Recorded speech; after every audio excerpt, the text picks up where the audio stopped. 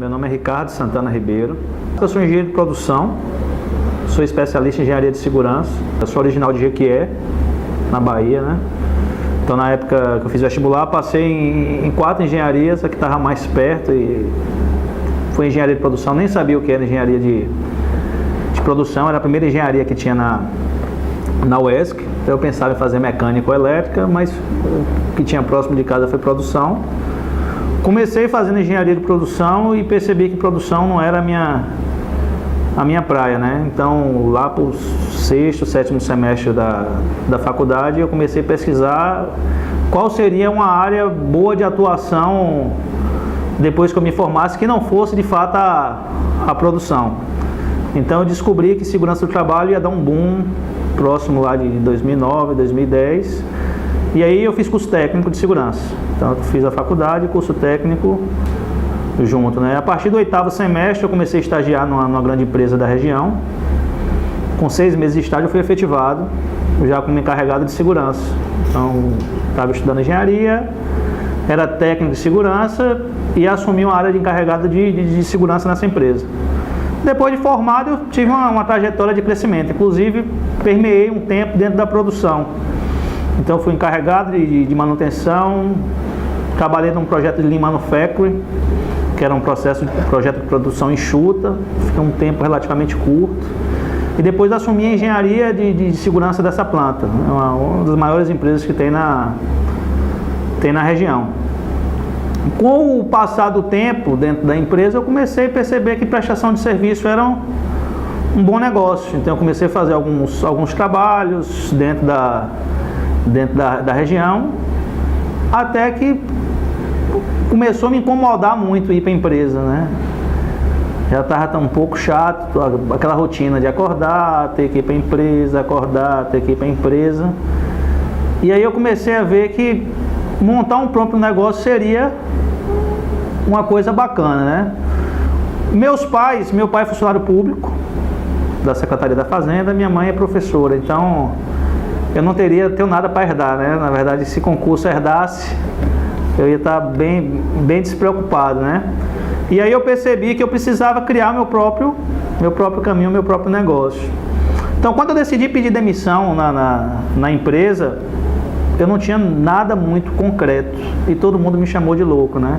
Que na época eu tinha uma posição de salarial relativamente boa para minha idade e para a região que eu tô inserido, estava na maior empresa da região, e eu tomei a decisão de pedir demissão. E aí todo mundo falou: vai ser maluco. Meu pai foi muito resistente, minha mãe foi muito resistente, mas algo me incomodou e falou: você tem que sair, né? E quando eu falo algo, eu acho que Deus ele vai provocando a gente para que a gente venha tomar decisões que sejam bom para a gente. Então, a partir daí, eu pedi demissão. A empresa pediu para eu ficar 6 meses para poder fazer uma transição, e para mim foi bacana, porque nesses 6 meses eu comecei a me organizar. Então, eu fiz concurso para o IFBA, professor substituto. Eu precisava ter uma renda fixa.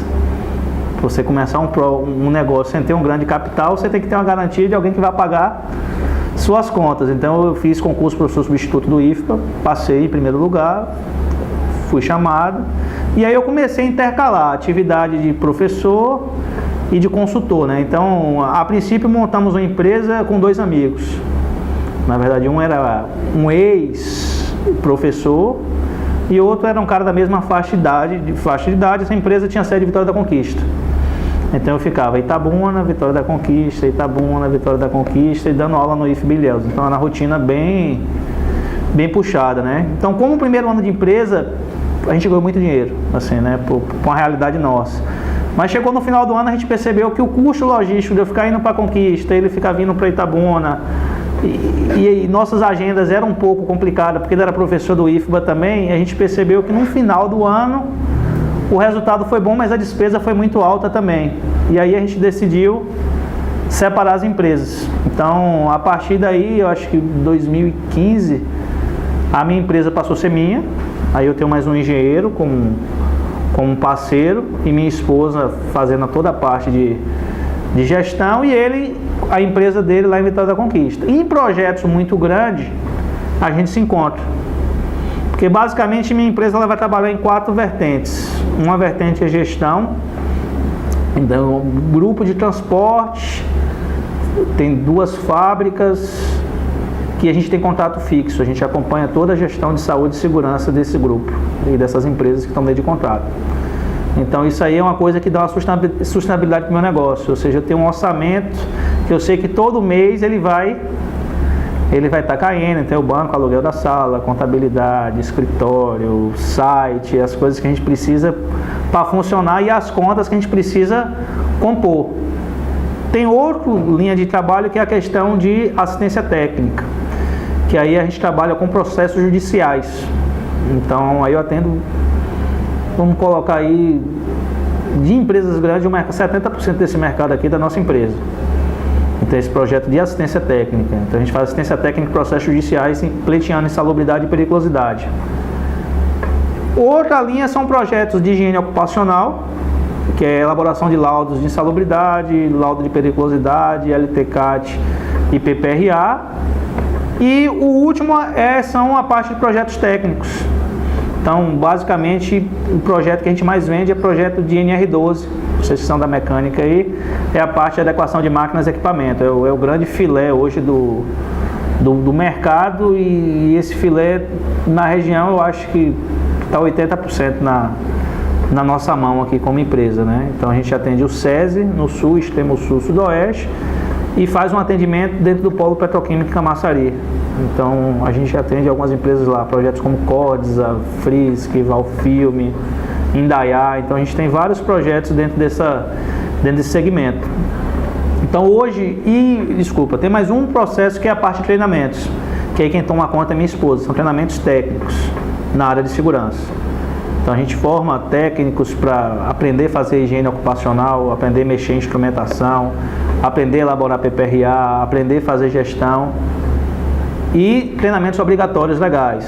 Por exemplo, NR10, trabalho em altura, máquinas e equipamento, operador de empilhadeira, todos os treinamentos que são obrigatórios. A nossa empresa também tem prestadores que desenvolvem isso dentro da indústria, dentro do mercado local. Basicamente, dentro da estrutura da minha empresa, treinamento, eu tenho bons prestadores. Na verdade, assim, a gente já está fazendo isso há 4, 5 anos, então eu já tenho um corpo técnico que eu confio muito.